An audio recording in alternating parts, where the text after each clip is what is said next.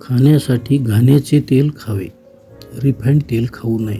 आजच्या आधुनिक विज्ञानाने आपल्याला तेलाच्या नावाने विष खाण्यासाठी मजबूर केले आहे. तेलाचा मुख्य आधार प्रोटीन आणि तेलकटपणा हा आहे, त्यामुळे त्याला तेल म्हणतात. रिफाईंड तेलामध्ये हे घटक नसतात. त्यात अनेक प्रकारचे केमिकल मिसळलेले असतात. हे केमिकल अतिशय विषारी असतात. जेव्हापासून आपण 1970 पासून रिफाईंड तेल खायला सुरुवात केली, तेव्हापासून रक्तदाब, कॅन्सर, हार्ट अटॅक इत्यादी आजारात वाढ होत चालली आहे. रिफाईंड तेल बनवताना त्यामध्ये गॅसोलीन नावाचे केमिकल मिसळले जाते. त्यानंतर त्यात हेक्सेन मिक्स करून खूप हलविले जाते.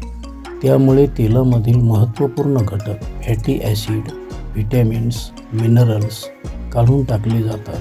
नंतर या तेलाला 300 फॅरेनहाइट तापमानापर्यंत म्हणजे 2700 सेल्सिअस पर्यंत उकळले जाते. त्यामुळे गॅसोलीन आणि हेक्सेनची दुर्गंधी निघून जाते. तेलाचा रंग काढून त्यामध्ये ब्लिचिंग केली जाते. त्यामुळे बीटा कॅरोटीन आणि क्लोरोफिल संपूर्ण नष्ट होते. बीटा कॅरोटीन आणि क्लोरोफिल हे महत्त्वाचे घटक आपल्या शरीरातील कोलेस्टेरॉल कमी करण्यासाठी उपयोगी ठरतात. त्यालाच नष्ट केले जाते. त्यानंतर तेलाला पुन्हा 464 डिग्री फॅरेनहाइट तापमानावर गरम करतात आणि सर्वात शेवटी तेल जास्त दिवस टिकावे यासाठी सिंथेटिक अँटीऑक्सिडंट्स टाकले जातात. आता तुम्हीच विचार करा की आपण तेल खातो की विष? त्यासाठी तेल घाणीचे तेल सर्वात छान.